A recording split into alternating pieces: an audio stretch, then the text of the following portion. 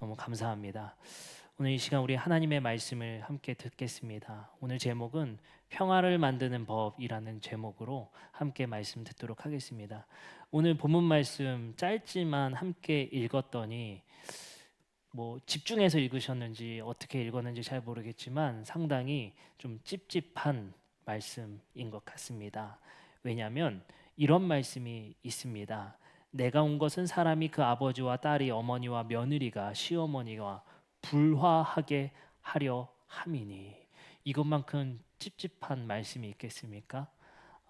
가뜩이나 이제 시부모님과 갈등이 있는 분들도 있을 것이고 또 가족 간에 어려움이 있는 경우도 있을 것인데 예수님이 이렇게 말씀하세요. 내가 온 것은 사람이 아버지, 딸, 어머니, 며느리, 시어머니가 불화하게 하려 합니다. 야, 이게 도대체 무슨 말일까요? 더군다나 그 앞선 말씀이 이렇게 말합니다. 너희들 착각하지 마라. 내가 세상에 화평을 주러 온 줄로 생각하지 말라. 화평이 아니라 칼을 주러 왔다. 와, 이것만큼 복음서 말씀에서요. 제가 지우고 싶은 말씀 중에 하나였던 것 같아요. 야, 이 말씀을 어떻게 이해해야 될까? 전 항상 말씀드렸잖아요. 예수님은 이 땅에 오셔서 우리에게 사랑이 무엇인지 가르쳐 주신 분이시고 평화가 무엇인지를 가르쳐 주러 오신 분이고 십자가를 통해서 이 땅에 우리가 살아가야 될 목적과 삶의 이유를 말씀해 주러 오신 분이다. 그렇기 때문에 매 순간 매 순간 예수님의 말씀을 언급할 때마다 갈등이 아니라 화해로, 차별이 아니라 평등으로, 소외시키는 것이 아니라 받아주는 것으로 예수님의 말씀을 인용해 왔습니다. 근데 오늘 말씀만큼은 예수님이 달라도 너무 다르십니다. 내가 온 이유는 평화를 주러 온 것이 아니라 너에게 칼을 주러 왔다라는 말씀입니다. 더군다나 이 말씀은 여러 복음서의 말씀으로 예수님께서 하신 말씀과도 대치되는 말씀입니다. 마태복음 5장 9절에는 같은 복음서 마태복음서임에도 불구하고 이렇게 말씀하십니다. 화평하게 하는 자는 복이 있나니 그들이 하나님의 아들이라 일컬음을 받을 것이요. 화평케 하는 자, 평화를 만드는 자는 복이 있다라고 말씀하신 분이 내가 화평케 하러 온 줄로 생각하지 말라라는 건 왜 그러셨을까? 마태복음 26장 51절부터 52절의 말씀에 보니 이런 사건이 나옵니다. 예수와 함께 있던 자 중에 하나가 손을 펴 칼을 빼어 대제사장의 종을 쳐 그 귀를 떨어뜨리니 이에 예수께서 이르시되 내 칼을 도로 칼집에 꽂으라. 칼을 가지는 자는 다 칼로 망하니라. 폭력을 거부하셨던 예수가 평화가 아니라 칼을 주러 오셨다니. 우리는 당최 이 말씀을 이해하기가 너무 어렵습니다. 그럼 우리는 오늘 말씀의 핵심은 뭘로 봐야 되냐? 이 본문을 어떤 방식으로 어떻게 이해해야 할 것이냐? 이게 핵심일 것 같습니다.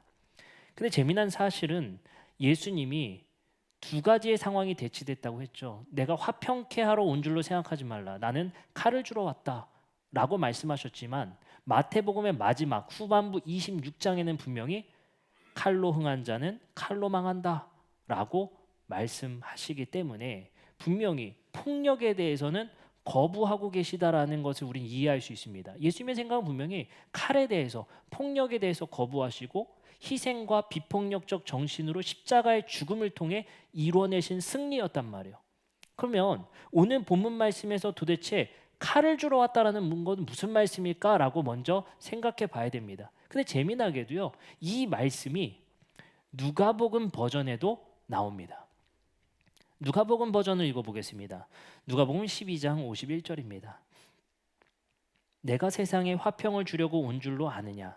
내가 너에게 이르노니 아니라 도리어 분쟁하게 하려 함이로다. 여기는 칼이 아니에요. 뭘로 바뀌었어요? 분쟁으로 바뀌었어요. 그리고 또 이어집니다. 이후부터 한 집에 5사람이 있어 분쟁하되 셋이 둘과 둘이 셋과 하리니 아버지가 아들과 아들이 아버지와 어머니와 딸과 딸이 어머니와 시어머니와 며느리와 같은 말씀이죠. 며느리가 시어머니와 분쟁하리라 하시니라.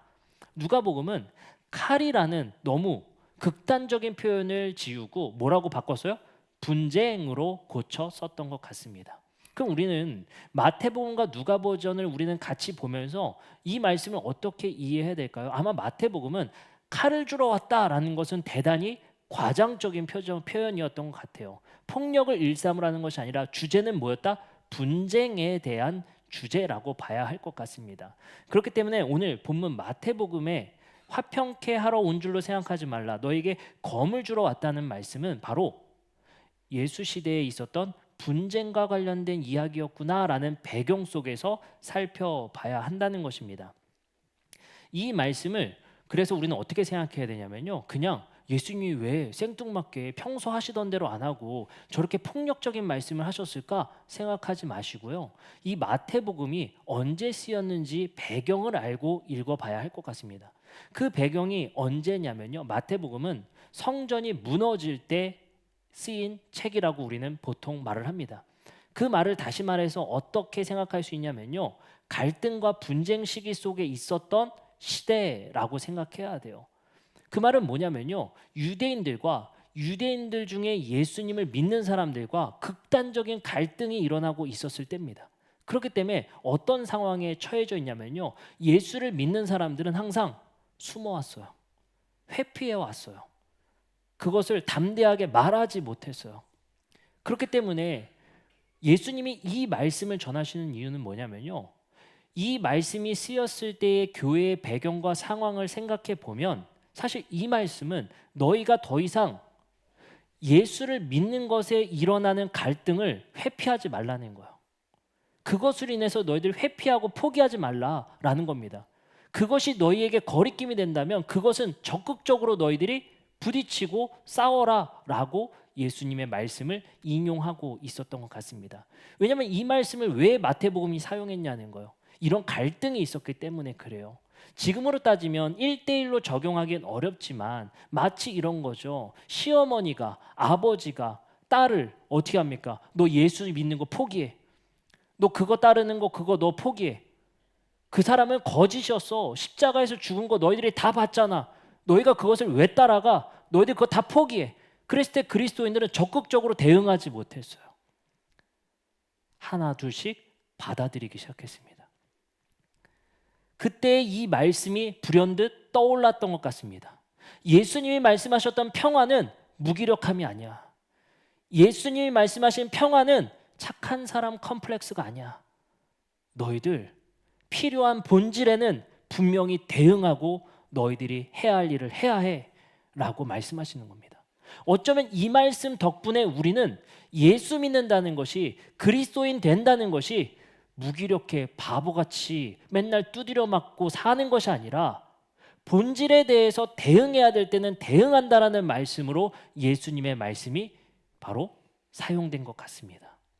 그래서 이 말씀을 인해서 마태의 교회는 꽤 큰 위로가 되었고, 우리가 어떤 신앙생활을 해야 될 것인지, 가족 안에서 겪는 종교적 갈등을 어떻게 풀어내야 될지를 알게 됐던 것 같아요. 근데 이게 지금으로 1대1 적용하지 마세요. 왜냐하면 이렇게도 할 수 있잖아요. 뭐냐면 나 교회 열심히 나가야 되는데 뭐 내가 명절이고 시어머니고 뭐고 난 가야 돼. 그게 순교야. 마태복음 10장 34절 봐봐. 싸우라잖아. 그 멍 이렇게 들어가지고 교회 온다? 그거를 사용하라는 말씀 아니죠. 당시의 시대적 상황이 있고 지금은 종교적 자유가 있는 시대이잖아요. 당시 시대로 봐야 되죠. 당시 시대에는 그렇기 때문에 그리스도교도들이 유대인들 중에 가족과 민족이라는 배경 아래에서 탄압당하기 시작했고, 그것을 끊어내지 못해서 감히 아버지한테, 내가 감히 어머니를 거슬려서 예수 따른다는 것은 내가 포기해야 될 것 같아. 하나 둘씩 그런 일이 생기기 시작했다는 거예요. 마치 우리나라 80년대 일들처럼 실제로 그런 일이 많았죠. 유대교 안에서도 그런 일이 일어났었다는 거예요. 그때 얘기하는 거예요. 그래, 예수님은 우리에게 평화를 지향하라고 했었잖아. 비폭력을 말하라고 했었잖아. 그래, 우리는 그냥 침묵하자, 조용히 있자, 받아들이자, 순응하자. 그때 이 말씀이 딱 나오게 된 거야. 그래, 예수님이 평화는 대응하지 않는 것이 평화가 아니다. 갈등을 피하는 것만이 평화가 아니다. 평화를 이루는 방식이 갈등을 피하는 것이 아니다라는 사실을 이들은 깨닫게 됩니다. 그래서 마태의 교회는 당시의 시대적 배경 속에서 교회 안에서 가족과 민족보다 더 우선이 돼야 될 것이 예수 따른다라는 것을 그들은 직면하게 되었고 용기를 내기 시작했습니다. 그러면 이제 한 가지 문제점이 생겨요. 유대인 민족이라는 것은 어떤 느낌으로 봐야 되냐면요, 마치 뭐 안동, 김씨 뭐 다 같이 모여 사는 것처럼 다 그 뿌리가 같이 사는 민족이거든요. 그렇기 때문에 민족적 정체성이 엄청나게 두드러지고 강한 민족이에요. 그러면 생각해 봅시다. 여러분들 1900년대 얘기가 아니에요. 2000년 전입니다. 고대 사회예요. 그 고대 사회에서 내가 뭐 하나 지푸라기 가지고 집신 하나 만들었는데 이거 누구한테 팔까요? 저기 그리스 가서 팔까요? 저기 바벨론 가서 팔까요? 아니에요. 옆집 아저씨한테 파는 거예요. 그 말은 민족적 혈연 집단이기 때문에 내가 이 민족과 떨어지면 할 수 있는 게 아무것도 없었던 시대예요. 그렇기 때문에 이들은 그게 두려웠던 겁니다. 그거를 각오하고서까지 예수 따른다는 것은 사실 쉽지 않았다는 거예요. 근데 그 정체성의 모델을 마태복음, 마가복음, 누가복음, 은연중에 우리에게 그리고 그 당시의 사람들에게 말해줍니다. 그게 뭘까요? 야, 베드로 봐봐. 그물과 배를 버려두고 예수 따름을 행했잖아. 그게 하나의 모델이거든요. 그렇게 할 수 있겠느냐 물어보는 거예요. 근데 그런 상황 속에서 이들이 선택해야 될 문제는 뭐였습니까? 민족으로부터의 어려움이에요. 가족으로부터의 어려움이에요. 그러면서 슬피 울었겠죠. 야, 내가 예수 따르면서 정말 단절돼 버렸어. 먹고 살 길도 막혔고 내가 더 이상 살아갈 길이 막막해. 우리 부모조차 나를 외면하기 시작했어. 내가 어떻게 살아가야 되지? 나에겐 가족도 없어. 그때 예수님이 하셨던 말씀 한 가지가 또 불현듯이 떠오릅니다. 마태복음 12장 46절부터 50절이에요. 너희에게 누가 가족이냐? 이렇게 말씀하십니다. 예수께서 무리에게 말씀하실 때 그 어머니와 동생들이 예수께 말하려고 밖에 섰더니 한 사람이 예수께 여짜오되 보소서 당신의 어머니와 동생들이 당신께 말하려고 밖에 서 있나이다 하니 말하던 사람들에게 대답하여 이르시되 누가 내 어머니며 내 동생이냐 하시고 손을 내밀어 제자들을 가리켜 이르시되 나의 어머니와 나의 동생들을 보라. 누구든지 하늘에 계신 내 아버지의 뜻대로 하는 자가 내 형제요 자매요 어머니니라 하시더라. 여러분들, 이 말씀을 어떻게 읽었을까요? 민족적 단절과 가족적 단절이 이루어지는 교회 공동체의 상황 속에서 이제 그 갈등을 회피하는 것이 아니라 직면해야 되는 상황 속에서 평화는 갈등을 회피하는 것이 아니라 직면해야 된다는 예수님의 말씀 속에서 이들에게 위로가 된 것은 무엇입니까? 하나님의 뜻대로 하는 이 교회 공동체가 너희의 새로운 가족이다. 누가 너희의 가족이냐라고 예수님께서 되물으신 거예요. 누가 너희의 진정한 아픔과 슬픔을 들어주는 자이냐? 예수님께서 되물으시는 거예요. 밖에 있는 자들이 아니라 교회 안에 있는 자들이다. 너희에게 새로운 가족이 부여되었다라고 예수님께서 말씀하시는 것이죠. 그렇기 때문에 이 말씀을 우리는 이제 어떻게 생각해야 됩니까? 이 말씀이 보편 일반적으로 주신 말씀이 아니라 아주 특수한 상황에서 2000년 전 교회의 상황 속에서 주신 말씀이구나라고 생각하면 어렵지 않게 생각할 수 있을 것 같습니다. 자, 그러면 이제 우리가 한 가지 더 나아가 보면 좋겠습니다. 그러면 이제 우리는 한 가지 이 말씀에 대해서 중요한 이슈를 생각했어요. 뭘 생각하게 됩니까? 그러면 이 특수한 상황이라는 것을 우리에게 적용할 수는 없지만 지금의 상황과는 다르지만 한 가지 분명한 교훈과 예수님의 말씀의 깨달음은 평화를 이루는 방식은 갈등을 회피하는 것만이 길이 아니다. 평화는 착한 사람 컴플렉스나 아니면 무조건 무능하고 무기력하게 당하는 것이 평화를 이루는 방식은 아니다라는 것이 예수님의 교훈이자 지혜의 말씀입니다. 그럼 여기서 우리가 생각할 것은 뭡니까? 갈등은 때로 직면해야 될 필요성이 있다는 것입니다. 무조건적인 회피가 아니라 나는 착하기 때문에 그리스도인이기 때문에 다 참아야지, 다 받아들여야지가 아니라 때로는 분명한 본질 안에서는 우리가 그 갈등을 받아들여야 할 때도 있다라는 것입니다. 마태복음 18장 15절부터 17절의 말씀에 당시의 교회에 있었던 일인 것 같은 한 가지 사례가 나옵니다. 매우 어려운 사건 하나가 있었던 것 같습니다. 15절입니다. 내 형제가 죄를 범하거든 가서 너와 그 한 사람과 상대하여 권고하라. 만일 들으면 내가 내 형제를 얻은 것이요 만일 듣지 않거든 한두 사람을 데리고 가서 두세 증인의 입으로 말하다 확증하게 하라. 만일 그들의 말도 듣지 않거든 교회에 말하라. 어때요? 교회라고 말하고 있잖아요. 교회에 있었던 사건을 마태복음이 쓴 거예요.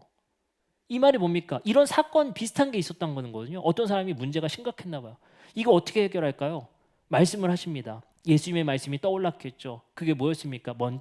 먼저 누가 죄를 범하면 그 한 사람과 따로 만나서 권고해. 근데 그것을 듣지 않아. 그러면 한두 사람을 더 데려가서 깨닫게 해줘. 직면해줘. 만약 그래도 깨닫지 않아. 그럼 교회로 데려와. 거기서 권면을 받아봐. 순서를 말해주고 있는 거예요. 이게 교회의 첫 번째 사례이고 첫 번째 법률 같거든요. 뭡니까? 누가 교회 안에서 죄를 짓거든 먼저 당사자와 말을 해서 그것을 이야기하라. 두 번째, 그래도 말을 안 듣거든 두세 사람과 만나서 증언해줘라. 그래도 말을 안 듣거든 교회에 데려가서 권면을 받아라. 이게 하나의 교회의 권징 절차였던 것 같아요. 어쨌든 이런 절차를 통해서 하는 건데 이 부분을 우리가 곰곰이 되짚어 봅시다. 뭡니까? 지금 우리의 생각이라면 그런 사람을 발견했다면 회피할 것 같아요. 굳이 문제 만들지 마. 굳이 그거 말했다가 괜히 어려움 사지 마. 그거 갈등이 될 수 있어. 야, 그거 괜히 그 사람 좀 말 좀 해줘야 되겠어. 용기 내서 하지 마. 그냥 냅둬. 이게 우리의 모습인 것 같아요. 우리의 자세인 것 같아요. 평화를 이루는 방법을 회피함으로 이루려고 하는 것들. 그러나 마태복음의 말씀의 절차는 분명히 그것에 뭐하라? 권면하고 절차를 밟아라라고 말씀하고 계시다는 거죠. 근데 이 말씀이 저는 굉장히 큰 도전이 되더라고요. 왜냐하면 18장 15절부터 17절의 말씀에 권면 방법을 말한 후에 그 다음 18절부터 20절에 이렇게 예수님께서 말씀하십니다. 진실로 너에게 이르노니 무엇이든지 너희가 땅에서 매면 하늘에서도 매일 것이요 무엇이든지 땅에서 풀면 하늘에서도 풀리리라. 진실로 다시 너에게 이른다. 너희 중에 두 사람이 땅에서 합심하여 무엇이든지 구하면 하늘에 계신 내 아버지께서 그들을 위하여 이루게 하시리라. 두세 사람이 내 이름으로 모인 곳에 나도 그들 중에 있느니라. 자, 18절부터 20절 말씀이 굉장히 주요했던 것 같아요. 뭡니까? 교회 안에서의 어려움과 갈등을 여러분들 회피하지 말고 할 수 있는 방법을 다 동원하여 풀라는 거예요. 누군가의 갈등이 있다면 손절이 아니라 할 수 있는 방법을 다하여 직면하여 풀라는 거예요. 근데 사실 우리 인간이라 사람이라 불편한 사람, 갈등이 있는 사람, 말이 안 통하는 사람 피하고 싶죠. 안 만나고 싶죠. 근데 교회라는 것은 18장 18절부터 20절에 분명히 말씀하시기를 뭐합니까? 여기서 풀면 하늘에서도 풀릴 것이요 라고 말씀하시는 거예요. 여기서 풀기를 애쓰라는 거거든요. 이걸 제가 의역해서 이렇게 번역해 봤습니다. 너희가 땅에서 어떤 사람의 문제를 문제 상태로 그대로 남겨두기로 결정하면 하나님도 그 결정을 인정하신다. 그리고 너희도 어떤 사람을 회복된 것으로 인정하고 풀어주기로 결정하면 하나님도 그 결정을 승인하신다. 땅에서 한 대로 하늘에서도 승인이 된다는 거거든요. 그게 말이 뭡니까? 여기서 화해되면 하늘에서도 화해된다는 거예요. 교회의 화해를 위해서 포기하지 말라 라고 말씀하시는 거예요. 그리고 뒤에 무슨 말씀을 하십니까? 너희 중에 두 사람의 땅에서 합심하여 무엇이든지 구하면 하늘에 계신 내 아버지께서 그들을 위하여 이루게 하시리라. 그것을 위해 합심하여 기도하라는 거예요. 이게 얼마나 간절한 요청입니까? 갈등이 있다면, 불편함이 있다면 회피하는 것이 아니라 너희들이 합심하여 기도를 해서라도 그것을 풀어내려고 애쓰라는 거예요. 그렇기 때문에 평화는 내가 불편한 것, 안 보고 싶은 것, 갈등의 소지가 있는 것 무조건 피하는 게 답이 아니라 때로는 마주하고 용기 내어서 대화하고 풀어내기를 애써 보라는 거예요.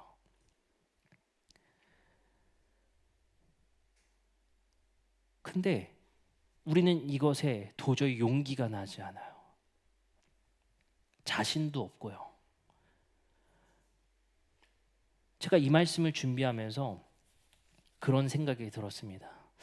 사실 제가 목회자의 자녀로 태어나면서 제 목회자 자녀로서의 삶 중에 가장 어려웠던 순간, 한 순간을 꼽으라고 하면 그것이 언제냐면요, 저희 아버지가 개척하시고 평생을 저희 아버지 개척교회를 저는 다니지 않았겠습니까? 그러다 보니까 평생을 다닌 교회이다 보니 모든 사람이 그냥 가족이에요. 너무 오래 봐와서 그냥 누군가가 그냥 이모 같은 분이고 삼촌 같은 분이고 모두가 가족 같은 사람들이잖아요.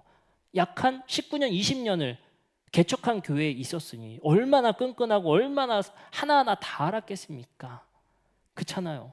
근데 제가 그 개척교회 목회자 자녀로서 삶을 살아가다가 20살 때 교회에 갈등이 생깁니다. 어려움이 생겨요. 극심한 고통을 당했습니다. 내가 어머니라고 생각했던 분이, 내가 아버지처럼 좋아했던 분이 한순간에 적이 되더라고요. 한순간에 그 분노의 모습을 보면서 서로 엄청난 아픔을 겪어야 말았습니다. 제가 그것이 굉장히 어려움이었고 굉장한 트라우마로 남았던 것 같습니다. 심지어 그 갈등이 언제까지 지속됐냐면요, 그것의 갈등을 이루고 저희 부모님은 다른 곳으로 사역지를 옮기셨습니다. 그래서 저도 이제 20살이 되었고 대학생이 되었기 때문에 어쩔 수 없이 아버지 교회를 떠나야 돼서 다른 교회로 사역을 20살 때부터 저는 나가게 됐습니다. 왜요? 할 수 있는 게 없으니까. 사역을 20살 때부터 나갔어요. 근데 그 갈등을 함께 일으켰던 분들이 20살 때 사역했던 교회에 쫓아왔어요. 제가 학생부 수련회 하고 있는데 기도하다 눈을 떴더니 뒤에 앉아 계신 거예요. 제가 얼마나 충격을 받았겠어요. 20살의 나이였습니다. 언제든지 나를 찾아와 쫓아올까 봐 두려움 속에 살았고 학교도 빈번히 찾아왔어요. 그 트라우마가 사실 제 안에 굉장히 큰 트라우마로 남았습니다. 그리고 시간이 지나서 목회자가 됐죠. 그래서 참 재미난 사실은 동인교회에 청빙을 받게 됐습니다.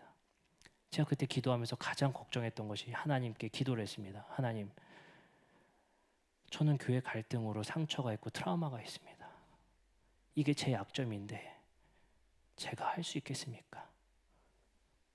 하나님, 저는 그 갈등을 직면할 자신이 없는데 제가 할 수 있겠습니까? 하나님.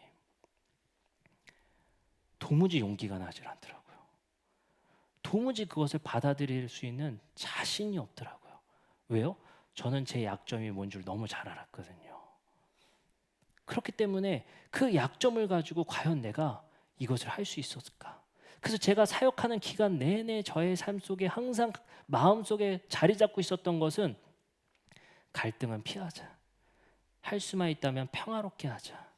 할 수만 있다면 싸우지 말자. 이것이 제 삶의 모토였는데 그 작은 불씨가 저한테 영향을 주고 그 트라우마가 다시 한번 일어날까, 제 스스로 정신적인 아픔이 될까 사실 굉장히 두렵고 어려웠습니다. 그런 아픔 속에서 제가 이런 생각을 가지게 되는 거예요. 무슨 생각을 가지게 되느냐? 오늘 말씀과 같이 하나님께서 우리에게 말씀하신 그 평화라는 것은 회피한다고 되는 것이 아니다. 언젠가는 그 갈등을 직면하고 받아들이고 그것을 풀기 위해 애써야 된다. 라는 하나님의 용기가 저에게 임했던 것 같습니다. 우리는 그것을 피하는 것이 아니라 회피하는 것이 아니라 때로는 마주해야 된다는 것입니다. 근데 문제는 하나님께서 우리에게 그것을 마주할 용기는 주시는데 어떻게 할 거냐는 거예요. 그게 저한테 가장 큰 고민이었습니다. 어떻게 풀어갈 건데, 어떻게 해결할 건데, 당시의 표현으로는요, 어떻게 너가 조합을 만들 건데, 막막하더라고요. 근데 오늘 우리가 함께 읽을 말씀 마태복음 10장 16절부터 20절의 말씀에 보니 저에게 큰 용기가 생겼습니다. 보라, 내가 너희를 보냄이 양을 이리 가운데 보냄과 같도다. 그러므로 너희는 뱀같이 지혜롭고 비둘기같이 순결하라. 사람들을 삼가라. 그들이 너희 공회에 넘겨주겠고 그들의 회당에서 채찍질하리라. 또 너희가 나로 말미암아 총독들과 임금들 앞에 끌려가리니 이는 그들과 이방인들에게 증거가 되게 하려 하심이라. 19절입니다. 너희를 넘겨줄 때에는 어떻게 또는 무엇을 말할까 염려하지 말라. 그때에 너희에게 할 말을 주시니라. 말하는 이는 너희가 아니라 너희 속에 말씀하시는 이 곧 너희 아버지 성령이시니라. 이게요, 놀랍게도 이 말씀이 오늘 본문 마태복음 10장 34절부터 39절 바로 앞에 나오는 말씀이에요. 바로 앞에. 예수님은요, 그냥 무책임하게 야, 싸워봐. 야, 니네 예수 믿는다고 니네들 그거 포기하지 말고 그 가족 갈등 그거 회피하지 말고 너희들 그거 쟁취하고 예수 따르는 것을 가장 소중하게 생각해. 그건 밭에 감추인 보화 같은 거야. 꼭 해야 돼. 그냥 그것만 툭 던진 게 아니고요. 예수님께서 그 앞전에 바로 뭐라고 말씀하는 줄 아세요? 하나님께서 말을 하게 해줄 거야. 그 말이 뭡니까? 무엇을 말할까 염려하지 말라. 너희에게 할 말을 주실 거다. 무엇을 말할까 염려하지 말라. 너희에게 할 말을 주실 것이다. 이것이 우리에게 큰 감동과 위로가 되는 거예요. 예수님은요, 그것을 무조건 직면해라, 무조건 두드려 맞아라, 가서 해봐라, 싸워라, 용기 내라가 아니라 걱정하지 마, 내가 그 할 말을 너희에게 줄 거야. 그 말이 뭡니까? 너희를 지혜롭게 사용하실 거다. 너희가 이 말씀대로 행한다면 너희를 하나님께서 지혜롭게 쓰실 것이다. 이것이 우리가 바로 용기 내어 담대히 때로는 우리가 포기하지 말아야 될 것과 싸워야 할 이유라는 것입니다.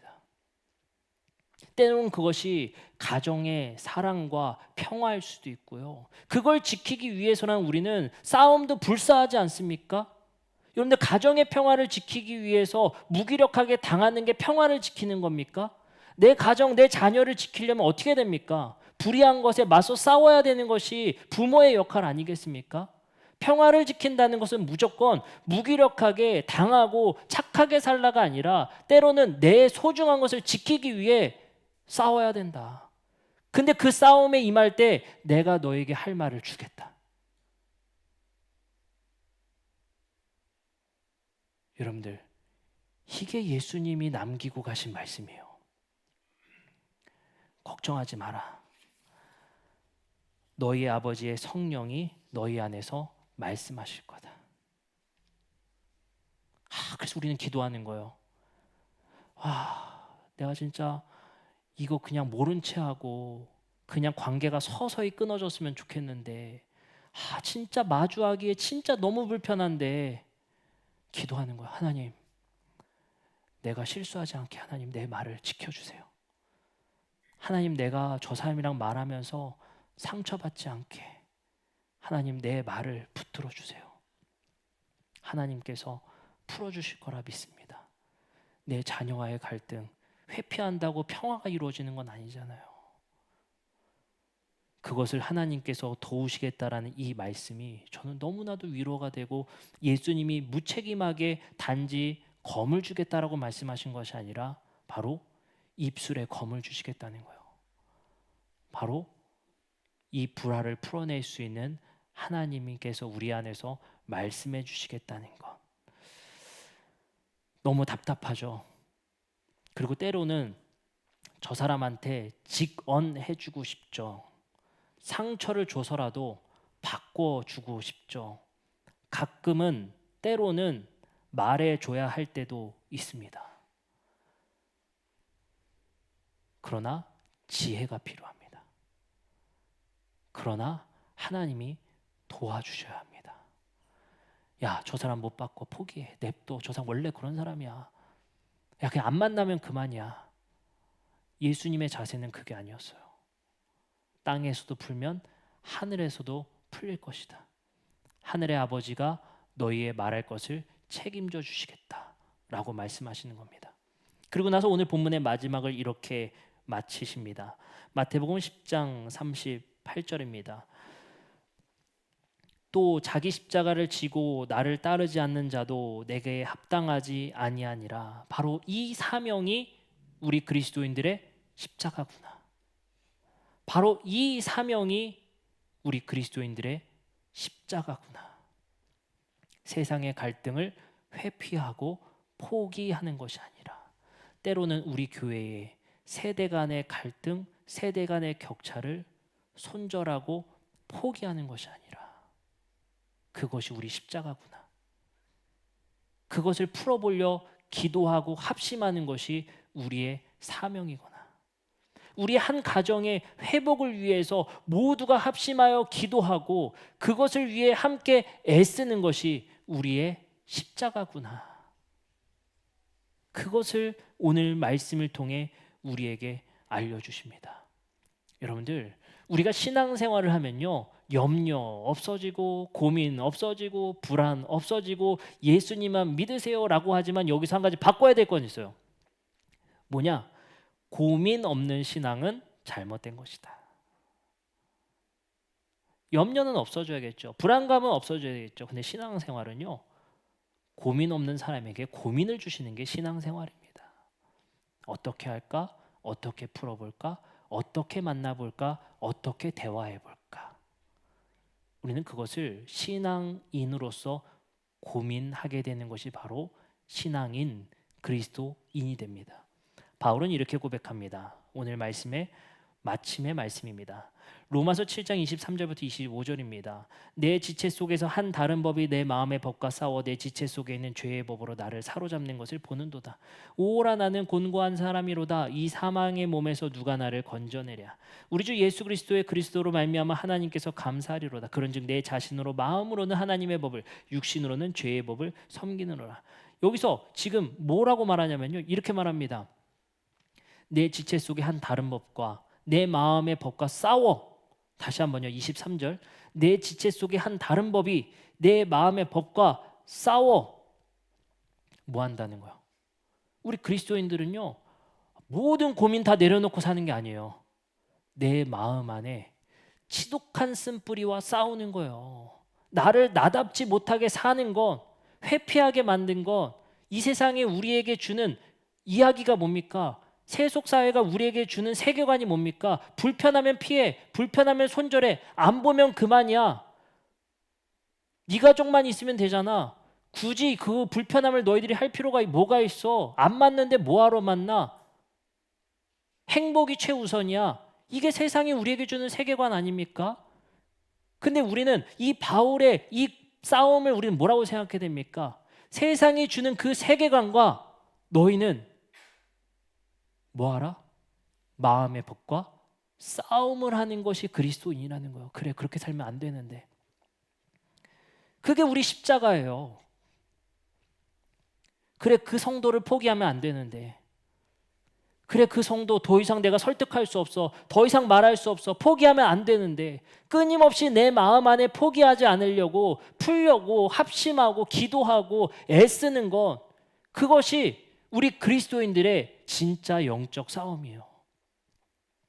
한 가정을 위해, 한 사람을 포기하지 않기 위해. 바로 그것입니다. 그렇기 때문에 우리 교회는 더디 가더라도 한 사람도 포기하지 않는 교회. 더디 가더라도 한 사람도 손절하지 않는 교회. 그것이 우리 교회와 우리의 삶의 가치가 되어야 할 줄 믿습니다. 오늘 말씀을 마치면서 제가 이 말씀 속에서 묵상 중에 이런 생각을 갖게 되더라고요. 저도 꽤나 믿지 않으실 수도 있겠지만 꽤나 효자입니다. 효자예요. 우리 세대가 다 그랬던 것 같아요. 뭐 다 모르겠어요. 각자마다 다르겠지만 우리 세대는 그랬던 것 같아요. 부모 모시는 것, 부모에게 예를 다하는 것, 그것이 우리의 삶에 굉장히 중요한 것을 어렸을 때부터 우리는 항상 배우며 자라지 않습니까? 그렇습니다.